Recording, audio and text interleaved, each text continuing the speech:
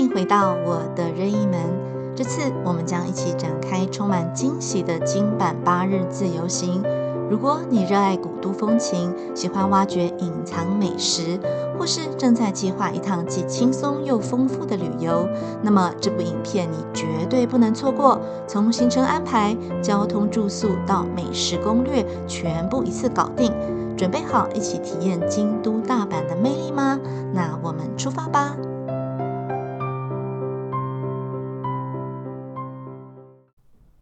9月2日清晨抵达了桃园机场，没想到星期一的早上6点多就已经有这么多人准备出国。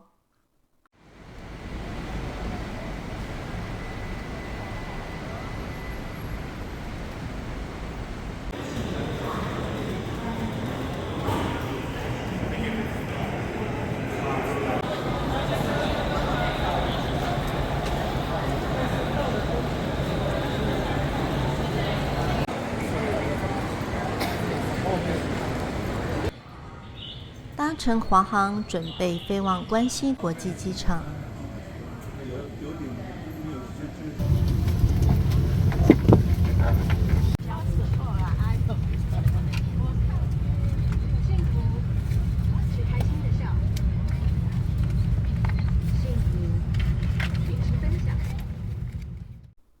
空服员询问是否需要入境审查、海关申报的纸本文件。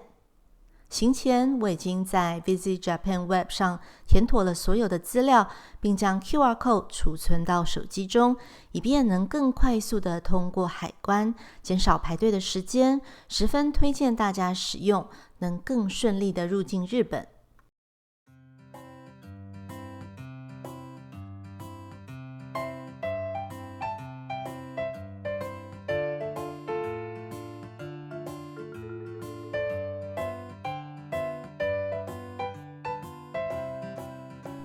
飞行时间大约是2个半小时。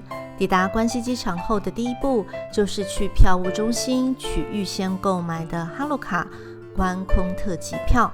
从1号航厦搭手扶梯上2楼，并且穿过空桥，就会抵达关西机场车站。左侧依序是南海电铁、JR 人工绿色窗口，而取票则是在这个绿色的机器。因为通常现场购票的人很多，大排长龙，因此我在 KKday 预先购买，就可以用白色对票机扫 QR Code 换实体车票，十分方便，而且比现场购票还要便宜。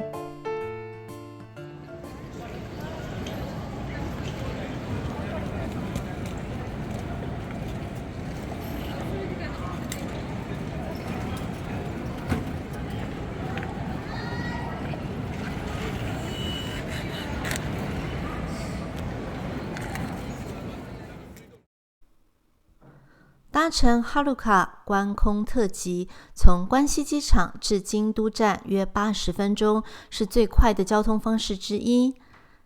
刚下飞机，满手行李，不用转车，真的十分方便。可爱的 Hello Kitty 车厢造型超加分。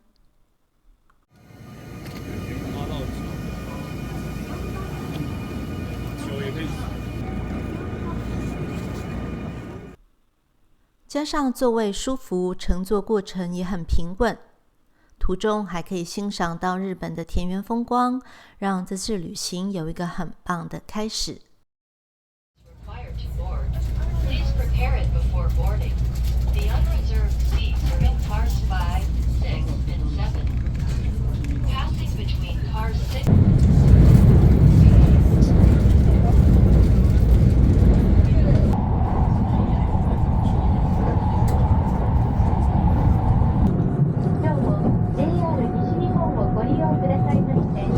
抵达京都车站差不多是下午3点。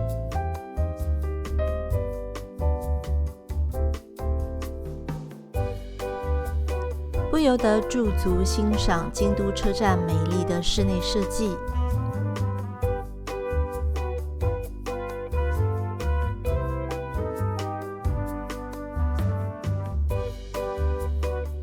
出站后第一眼就能看到京都塔，这个地标成为到达京都的象征，许多游客也纷纷拍照留念。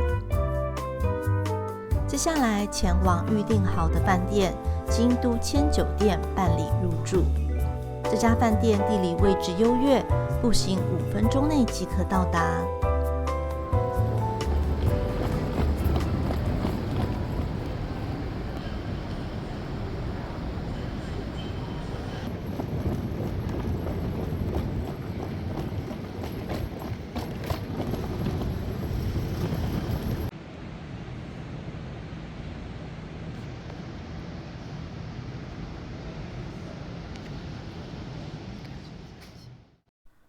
一进饭店，服务人员立刻接过行李，带领我到 check-in 柜台。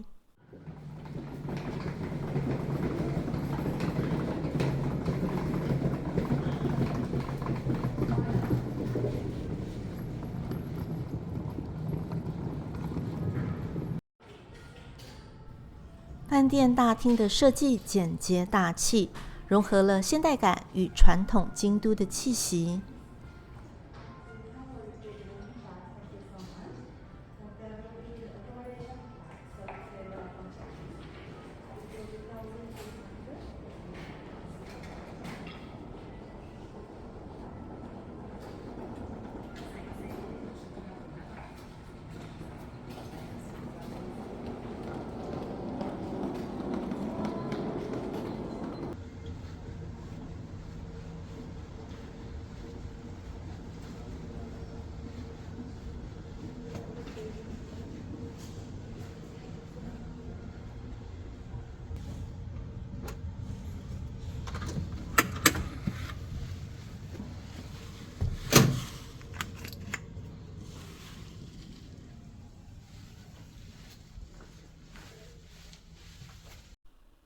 房间宽敞明亮 ，King size 的床十分舒服。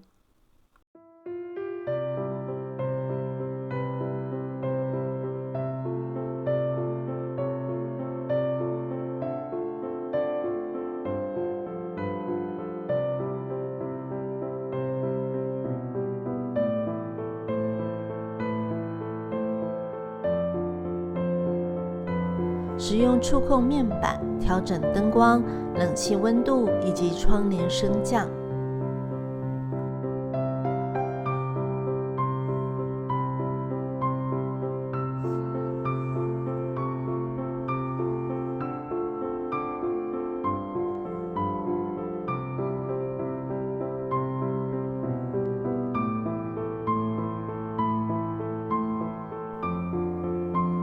这间饭店是此行我最喜欢的饭店，推荐给想来京都旅行的朋友们。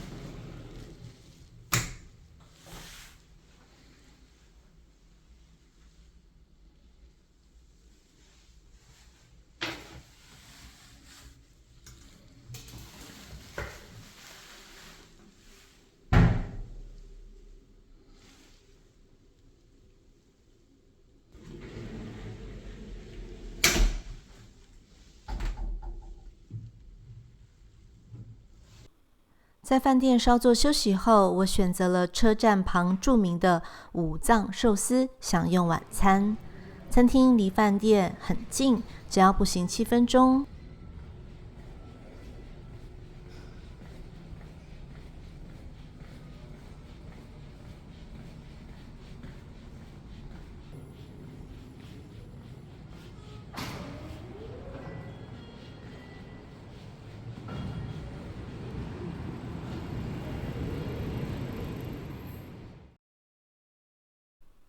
这是一家旋转寿司店，不仅口味新鲜，价格也非常实惠。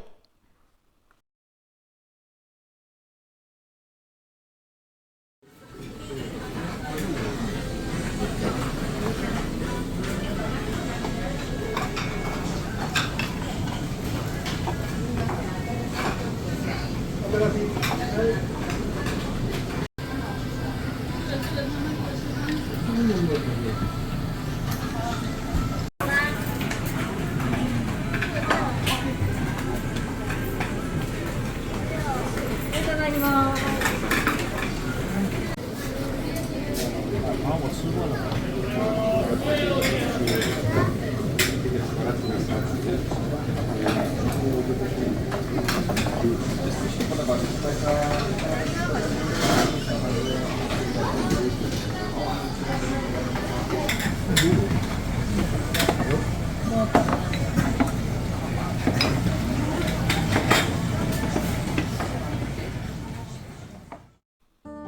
在品尝了各式各样的寿司，喝了2碗蛤蜊味噌汤后，心满意足地结束了第一天的行程，返回饭店休息。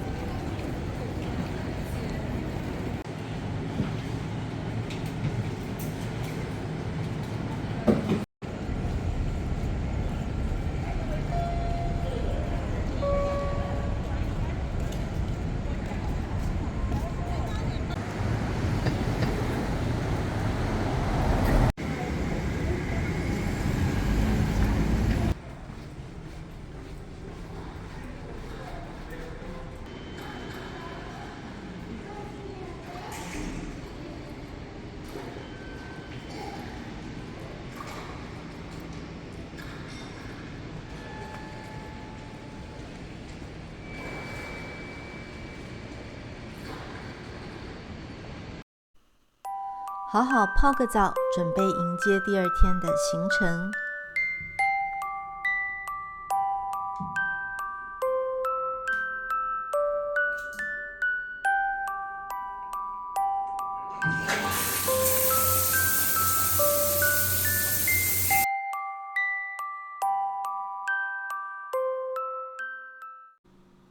一大早，我们来到了京都车站附近的 Inoda Coffee。这家自1940年开业的咖啡厅，不仅是京都的老牌咖啡店，还有着浓厚的昭和时代氛围。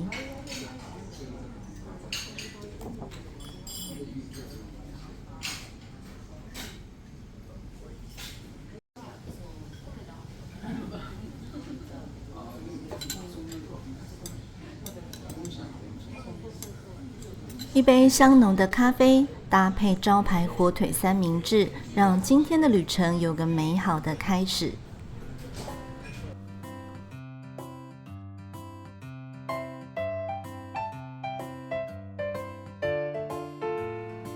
吃饱喝足后，我们即将出发前往目的地奈良。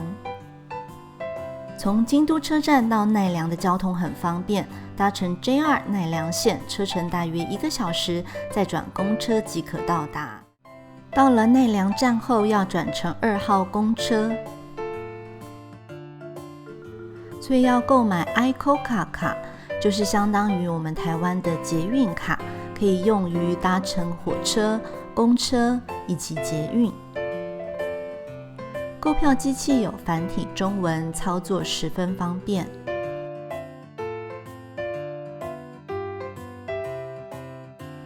如果是第一次购买 ICOCA 卡，虽然储值2000日元，但会扣掉500元的工本费，所以实际储值的金额是1500日元。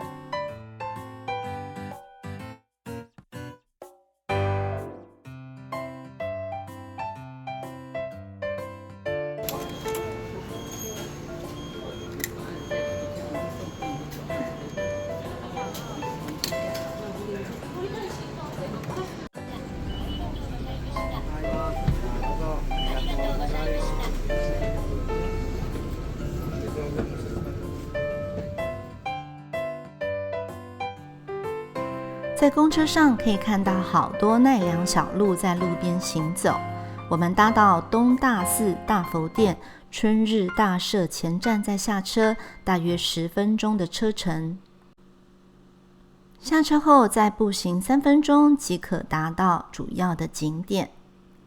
一路上奈良的小鹿们陆续出现，它们自由自在地在城市中活动，让这座古城增添不少生气。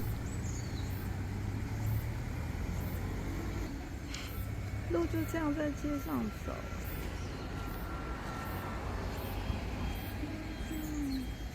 跑进去。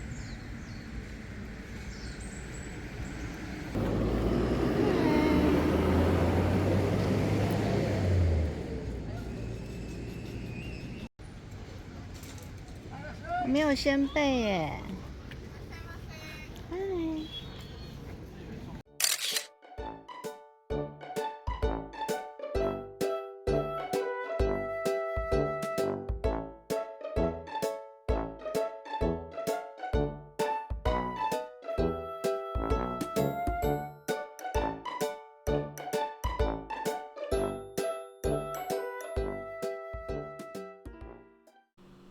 东大寺是奈良最具代表性的文化遗产之一，拥有超过1200年的历史。东大寺的入口设有宏伟的人王门，门前有2尊威武的人王像，他们是东大寺的守护神，象征着驱除邪恶与保护佛法。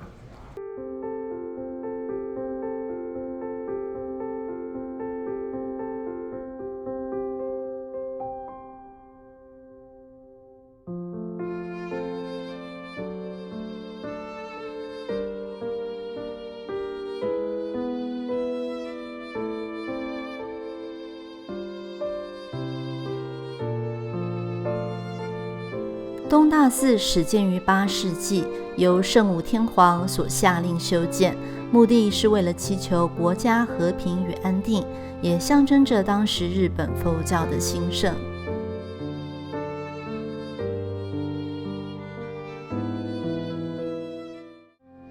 东大寺最引人注目的建筑无疑是大佛殿，这是世界上最大的木造建筑之一。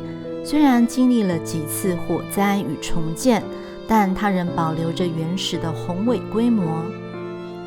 大佛殿宽约57公尺，深约50公尺，高约49公尺。这样庞大的木造结构建筑，在世界上绝对是屈指可数的。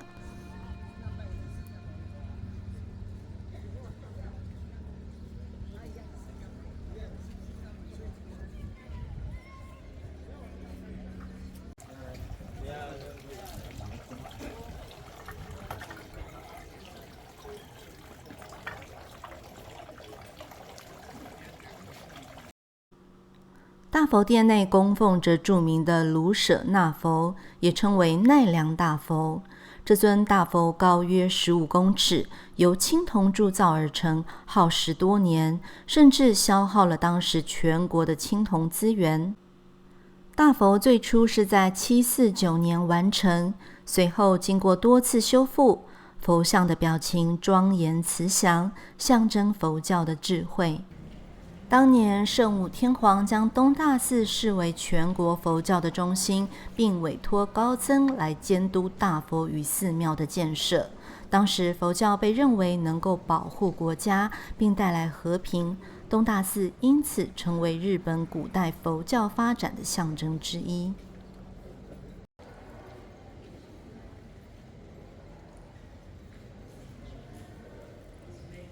每年3月在东大寺举行的修二会是一个重要的佛教仪式，目的是为了祈求国家与人民的幸福、丰收与和平。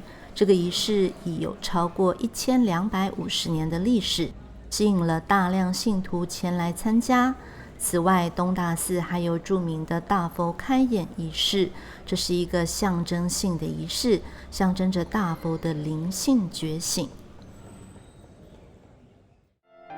作为世界遗产，东大寺不仅在日本有着深远的历史与宗教意义，对于全球的佛教文化也具有重要影响。东大寺所展示的建筑技术、佛像雕刻艺术以及佛教文化的传承，都展现了日本古文明的高峰。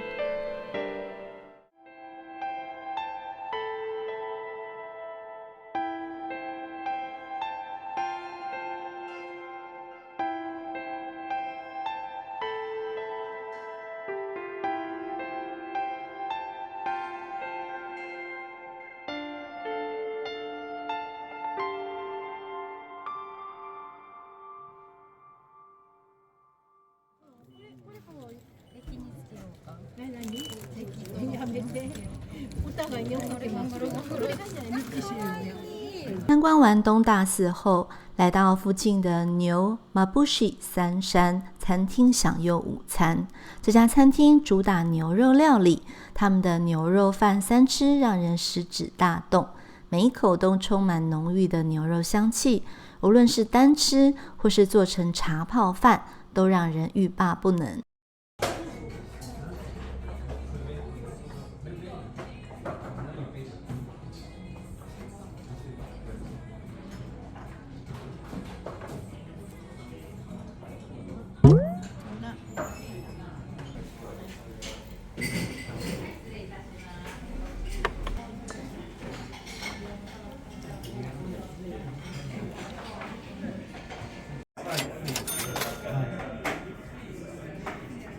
接着我们来到了奈良著名的中古堂，这里以快速捣麻薯的表演而闻名。现场观看捣麻薯不仅是视觉享受，还能品尝到刚做好的新鲜麻薯，口感 Q 弹又甜美。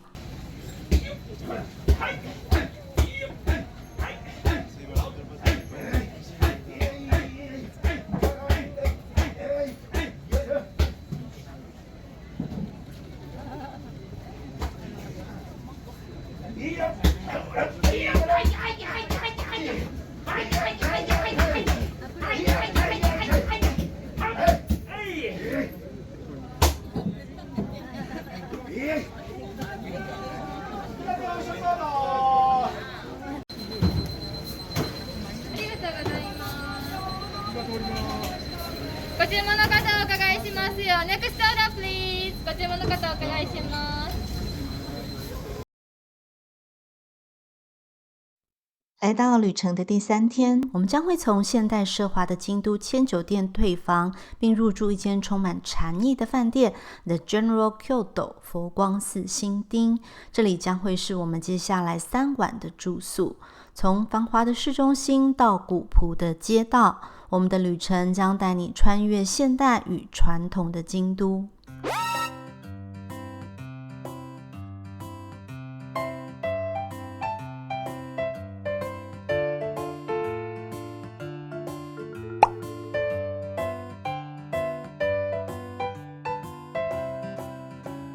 这间饭店的大门位置比较隐秘，很容易错过，提醒大家注意一下哦。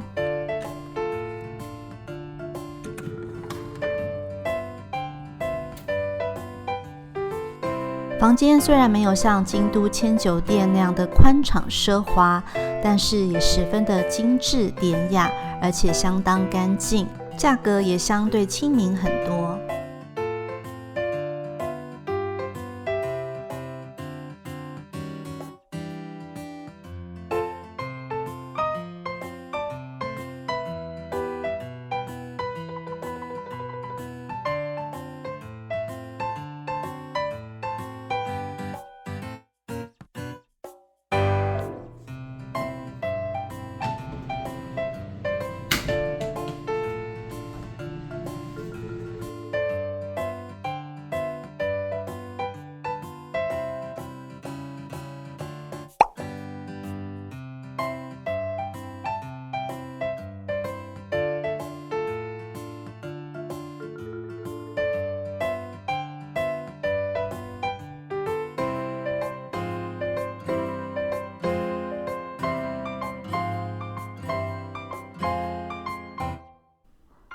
放下行李后，我们来到附近的咖啡店的 Bridge 享用早餐。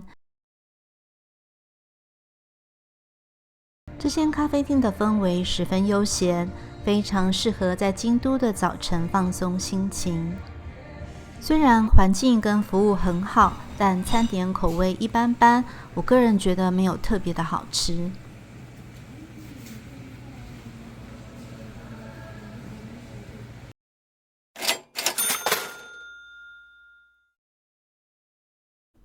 吃饱后，我们搭车到今天最重要的景点金阁寺，车程大约40多分钟。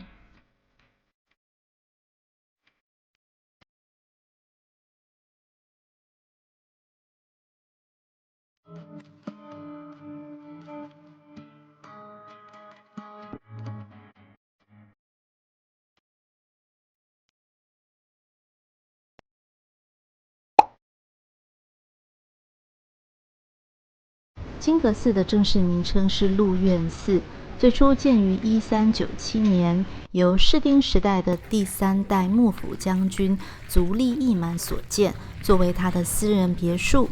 足利义满去世后，这座豪华的建筑被改建为禅宗寺庙，便逐渐成为日本文化象征之一。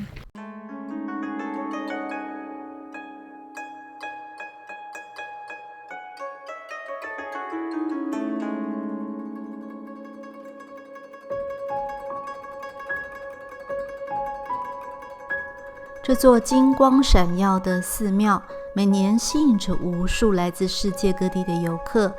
金阁寺的最大特色当然是它覆盖着金箔的3层楼建筑，每一层都有不同的建筑风格。从远处看，金阁寺仿佛漂浮在近湖池的水面上，与周围的自然景色融为一体。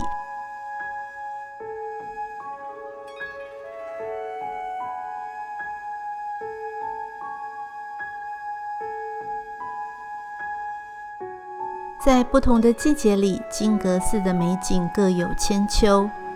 秋天红叶飘落，寺庙被一片金红色包围，而冬天白雪覆盖在金阁上，呈现一种静谧的庄严感。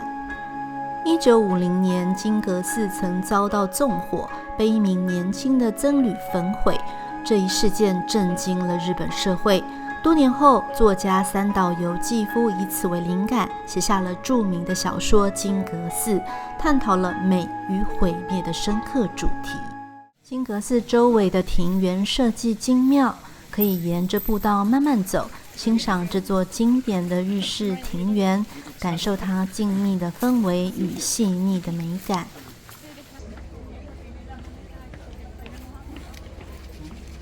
参观完金阁寺，我们前往午餐地点，这是京都乌龙面第1名的名店山原面藏。吃完饭后，再就近参观附近的南禅寺。无论你是当地人还是游客，造访这家餐厅永远是门庭若市。尤其今天顶着35度的高温在外面排队，还好店家细心提供伞，我们才不会在高温下被烤焦。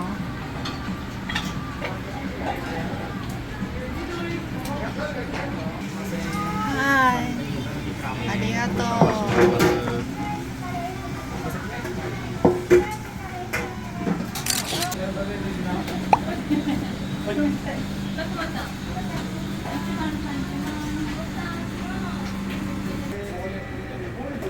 はい、5点取り券いきます。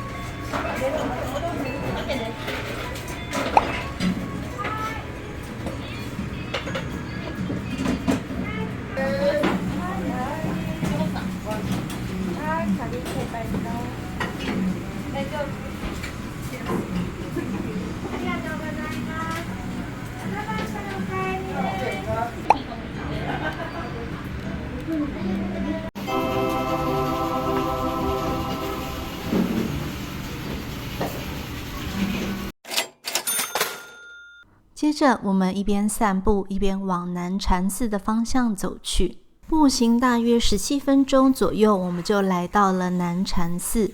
这座寺院以其壮观的建筑和静谧的氛围而闻名。南禅寺最初建于1291年，是日本临济宗南禅寺派的大本山。当你走进这座古老的寺院时，宏伟的3门映入眼帘，这座3层楼高的木造大门是日本3大山门之一。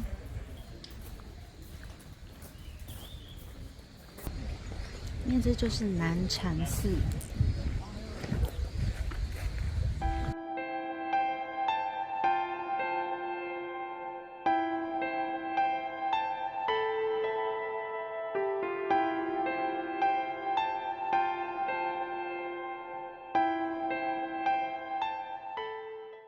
寺内的水路阁拱桥也非常特别，它是由红砖建成的西洋风水道桥，与寺院的传统风格形成了鲜明的对比。这里不仅是历史遗迹，还是一个让人静心的场所，很适合在这里享受片刻的宁静。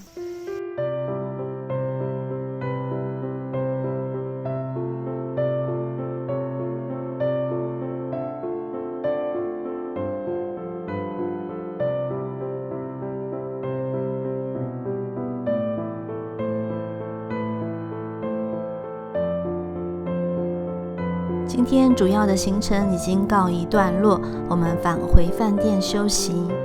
The General Kyoto 佛光寺新町每天会提供免费的下午茶，有各式的酒类以及甜点。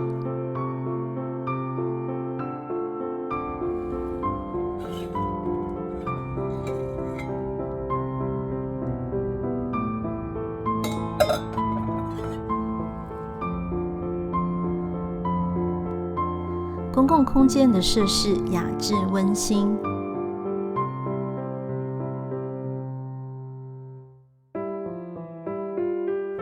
还有自助洗衣机可以使用。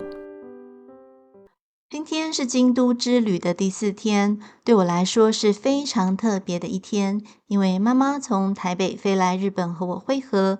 为了去接她，我搭乘了哈鲁卡观空特急，这也是我第1天抵达时使用的列车。这趟我特别比较了现场购票以及在 KKday 提前购买的价格，结果发现还是 KKday 的票比较便宜。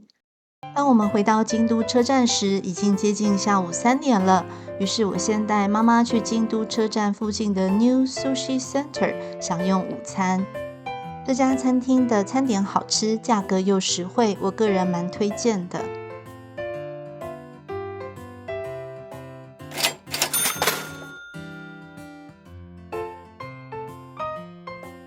吃完饭，我们把行李寄放在车站的置物柜，这样接下来的行程可以更轻松。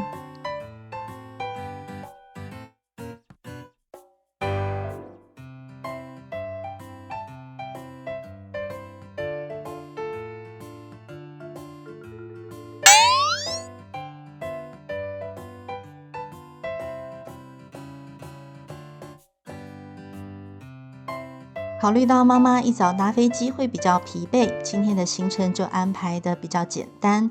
我们选择去一个距离很近的景点——伏见稻荷大社，搭乘地铁只需要5分钟，非常方便。伏见稻荷大社是京都最具代表性的神社之一，并且在日本全国拥有极高的知名度。它位于京都市伏见区，是供奉稻荷神的总本宫。稻荷神被认为是掌管五谷丰收、商业繁荣和家庭安全的神灵，因此吸引了无数前来祈福的信徒。神社创建于公元711年，至今已有1300多年的历史。最初是由当地贵族、豪族、秦氏建立的。自古以来，伏见稻荷大社就是商人和农民的重要信仰中心。这里也是京都最具灵验的神社之一，特别是在求财运和事业运方面，吸引了大量的信徒和游客。主殿是进行祈愿的主要场所，这座建筑具有典型的日本神社风格，庄严而富历史感。参拜者要先在参道上的水手社净手，然后再前往主殿进行祈福。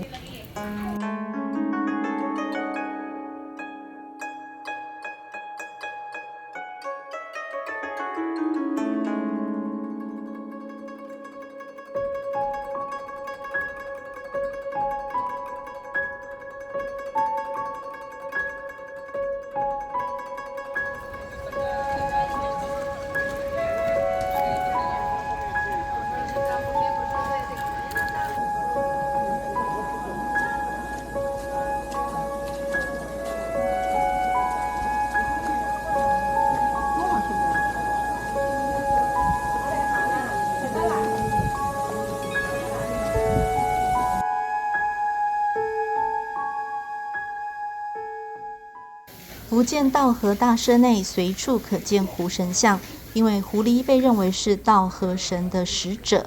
这些狐狸雕像通常口中叼着钥匙或卷轴，象征着守护道和神的宝库与智慧的传递。这也是道和神社最具代表性的标志之一。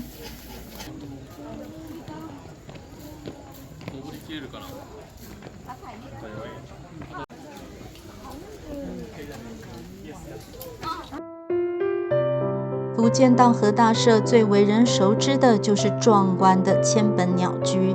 这些鸟居是由信徒或企业捐赠，作为祈求愿望实现的一种方式。鸟居排列成一条长达数公里的通道，宛如一条红色隧道，蜿蜒穿过整个山林。步入千本鸟居，仿佛进入了另一个神秘的世界。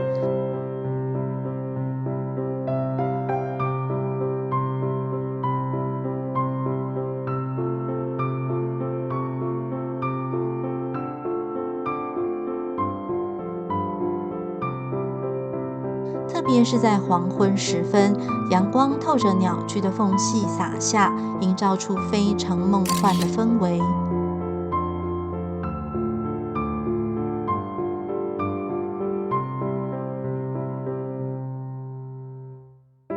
许多游客会购买绘马，在木牌上写上自己的愿望，并挂在神社内。这里的绘马上往往会画着可爱的狐狸形象，象征着道和神的守护。夕阳的余晖下，走过千鸟居，别有一番风味。离开福建道和大社后，我们决定早点回饭店休息。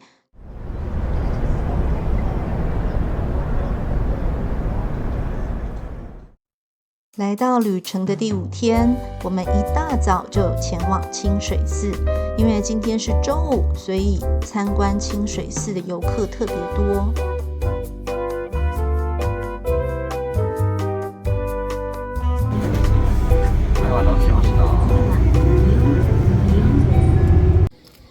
清水寺是京都最具象征性的寺庙之一，拥有超过1200年的历史，并于1994年被列入联合国教科文组织的世界文化遗产名录。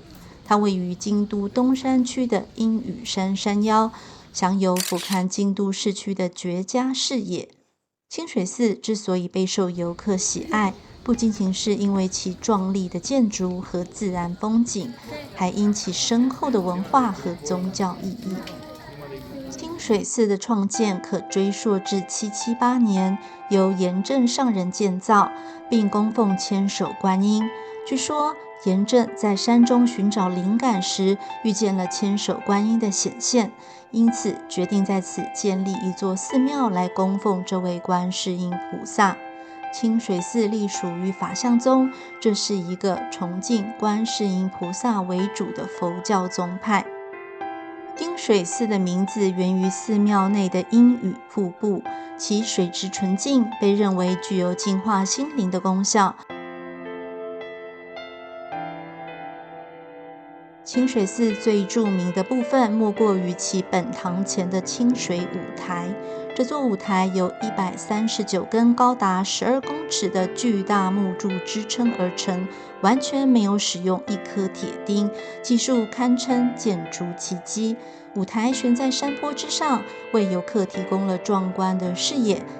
清水舞台也有深厚的历史意涵。江户时代有一句著名的谚语：从清水的舞台上跳下去，意指一个人下定决心去做某件事情。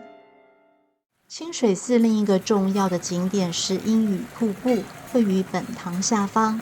瀑布分为3股水流，象征智慧、健康和长寿。游客可以使用长柄勺从瀑布中取水，并依照自己的愿望选择喝其中1股水。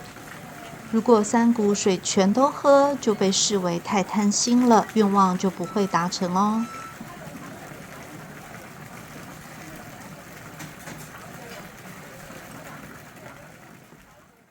清水寺不仅是宗教信仰的中心，还是欣赏自然美景的绝佳地点。春季的樱花和秋季的红叶吸引了大量的游客，每年都有数不胜数的人前来欣赏这些自然奇观。清水寺的夜间点灯活动，更是让寺庙在樱花和红叶季节充满了神秘与浪漫的氛围。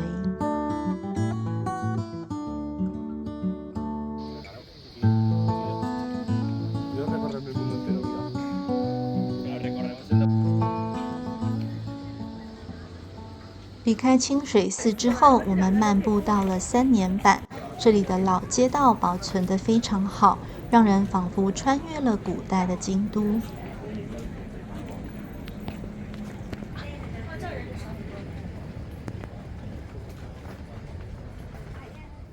逛了一会儿，我们决定在藤菜美休息，并品尝这边知名的传统点心。我们点了2串玉手洗团子和1份抹茶蕨饼。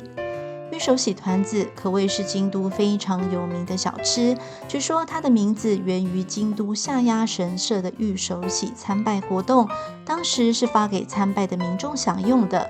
这种用米粉制作的团子，烤好后再沾上甘甜的酱油，香甜可口，还可以沾上一些熟黄豆粉，这样会更增添香气。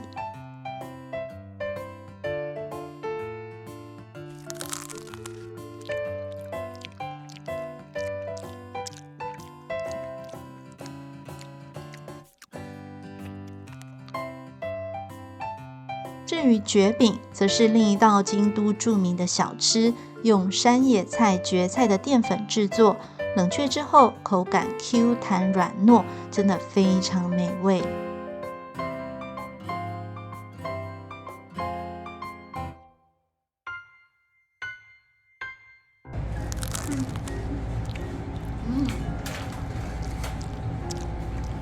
很好吃。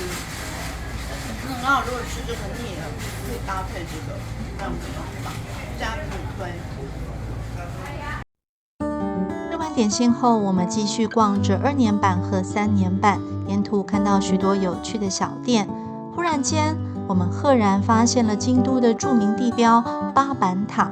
这座塔的正式名称是法官寺五重塔，远远的看过去非常壮观。八坂塔不仅是京都最古老的佛教建筑之一，也是京都传统街景中最具代表性的建筑。法官寺的历史可以追溯到592年，由圣德太子创立，而五重塔则是在9世纪由清和天皇重建，是京都少数保存至今的早期佛教塔式建筑。五重塔是日本佛教寺院特有的建筑形式，代表了5行：地、水、火、风、空。其精美的设计与精湛的建筑工艺，使其成为摄影爱好者以及游客的热门景点。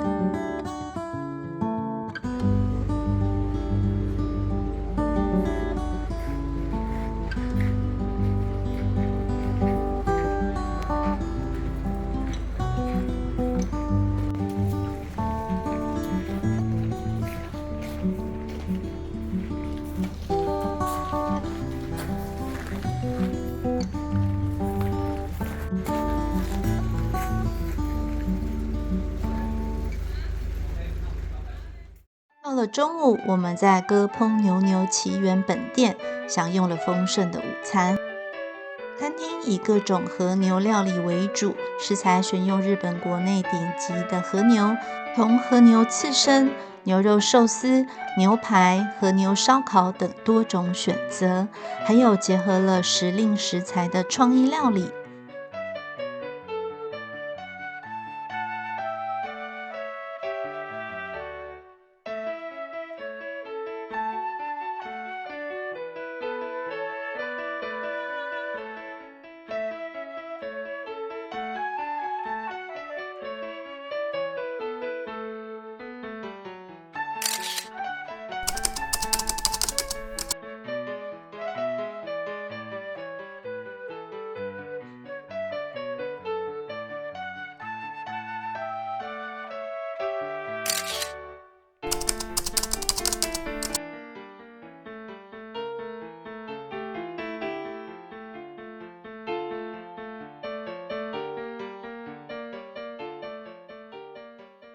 吃完饭后，我们搭车前往蓝山，这是许多游客心中京都必访景点之一。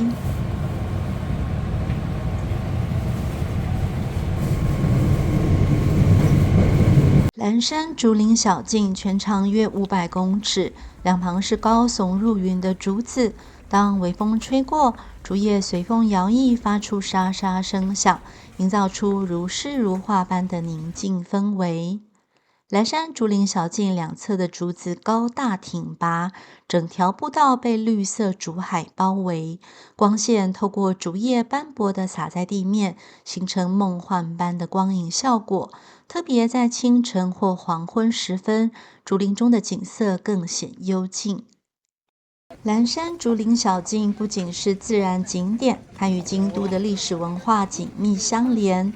步道的尽头是天龙寺，一座有着世界文化遗产头衔的古寺。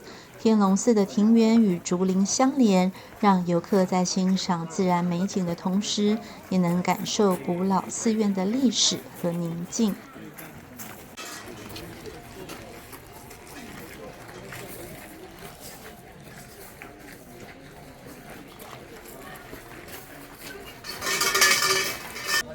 蓝山竹林小径一年四季都有其独特的魅力。春天时，蓝山地区的樱花盛开，与竹林的绿色相映成趣。夏季，竹林显得更加翠绿、清新凉爽。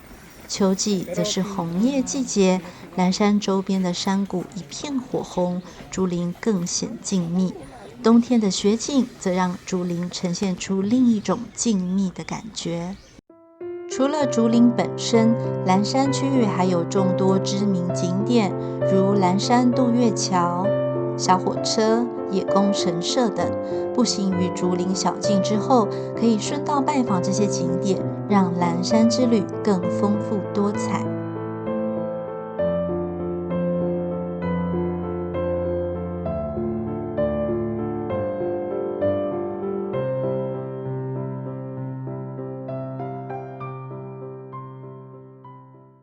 来到京阪自由行的第6天，我们即将告别古色古香的京都，前往充满现代活力的大阪。一早从京都出发，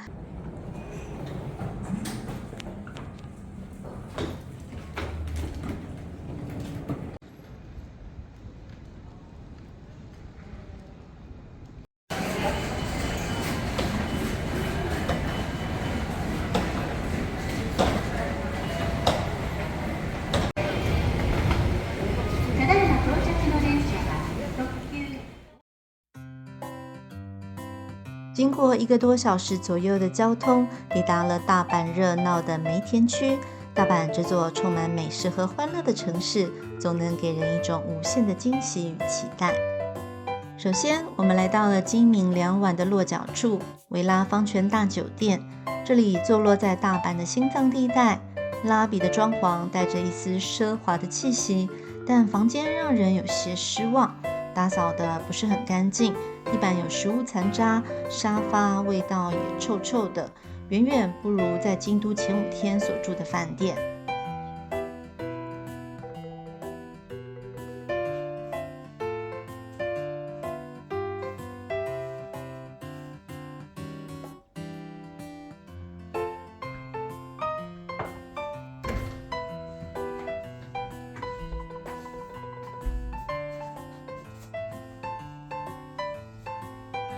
虽然这个饭店在 Booking.com 的评价很不错，但我个人不太推荐。放好行李后，我们准备展开大阪的美食之旅。第一站就是超人气的福太郎本店，这家店可是大阪烧的代表之一哦。店外已经有一堆人在候位，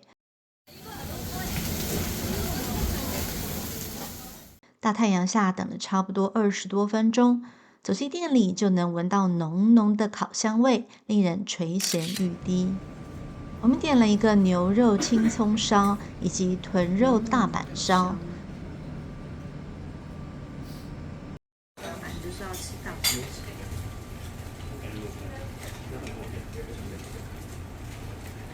当铁板烧上热腾腾的大阪烧堆到桌前，酥脆的外皮搭上丰富的馅料，再淋上浓郁的酱汁和美乃滋，每一口都充满了大阪的灵魂。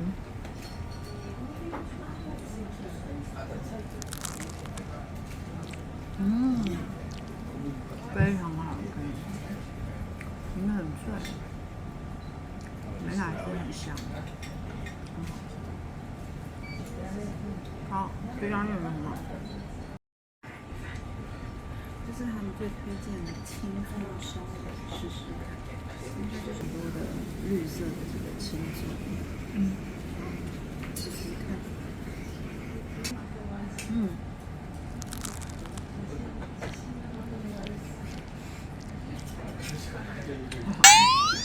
有一种宜兰三星葱的感觉，那种葱味满满，很不一样。我比较喜欢吃这个。吃完大阪烧，来点甜点吧。我们前往难波，来到知名甜品店 Herbs 难波公园店。Herbs 以新鲜现做的蛋糕闻名，这里的每一块蛋糕都是用天然食材制作，轻盈而不过甜，特别是他们的水果千层蛋糕，层层叠叠的奶油和鲜果，每一口都带来幸福的感觉。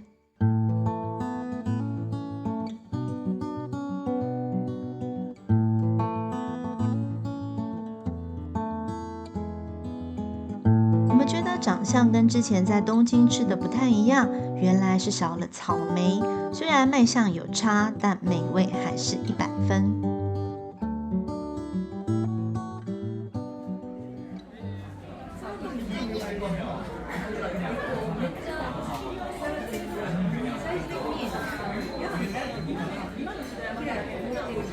它水果非常的新鲜。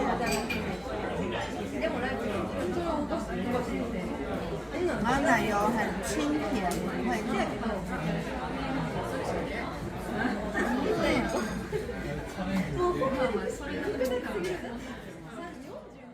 下午，我们前往大阪著名的地标通天阁。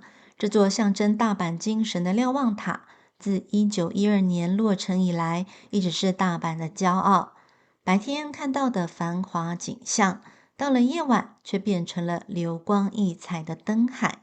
站在高处欣赏这片繁忙又充满活力的城市，仿佛时间都停滞了，只剩下我们与这片璀璨的夜景。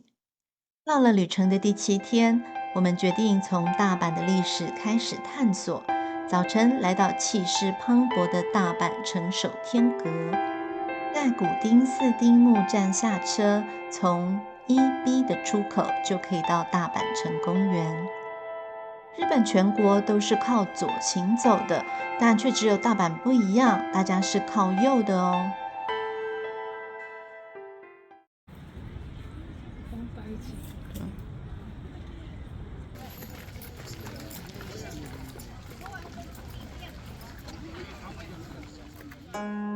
这座古老的城堡是由战国名将丰臣秀吉建造的，是大阪的历史象征。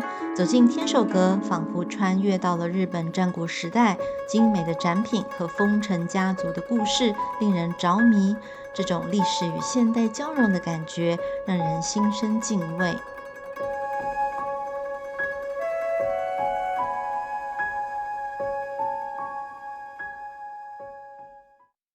接着，我们前往千房大阪烧道顿崛店，这可是大阪50年老字号餐厅，网上有很多人推荐。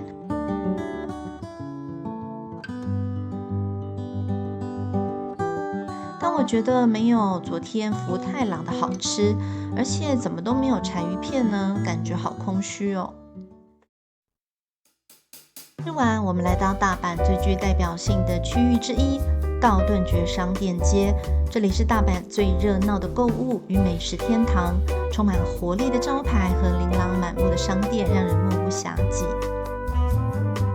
我们特意来到元祖章鱼烧，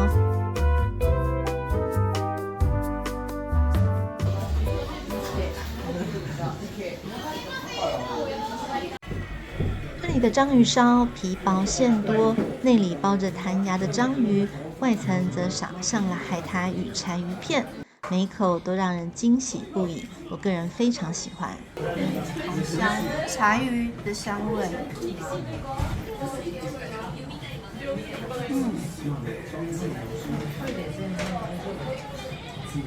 非常烫，看到里面的章鱼，美乃滋的味道很浓郁。它很烫，要小心烫到。看一下里面章鱼多大，章鱼还蛮大。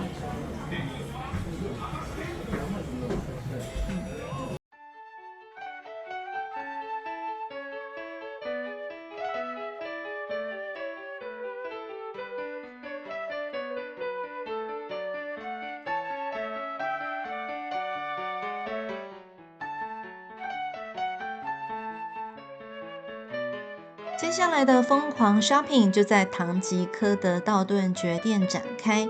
这里是24小时营业的购物天堂，有各式各样的商品，让我们忍不住一一放到购物篮中，特别是各种药品和美妆产品。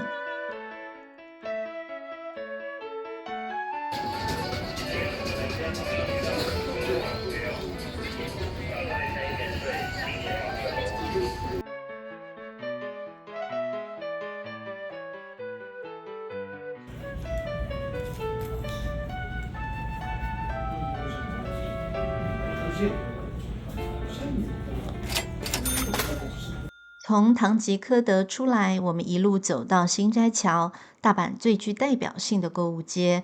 这里有世界知名的时尚品牌，也有日本当地的特色小店，每家店都让人忍不住驻足探索。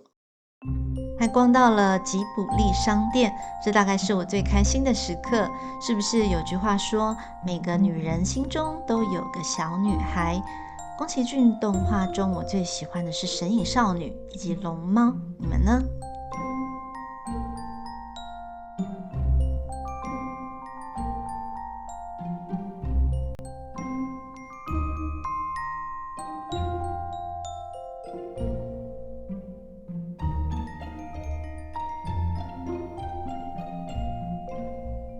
最后来到我心心念念多年的一兰拉面。对啊，他1个小时一班嘛，这1个小时一班，罗比哦。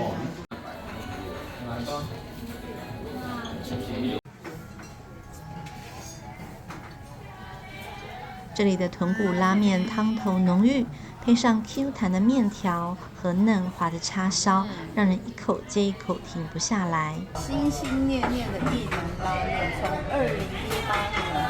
从2018年是我上次吃，终于在2024年，我再次可以在日本吃到。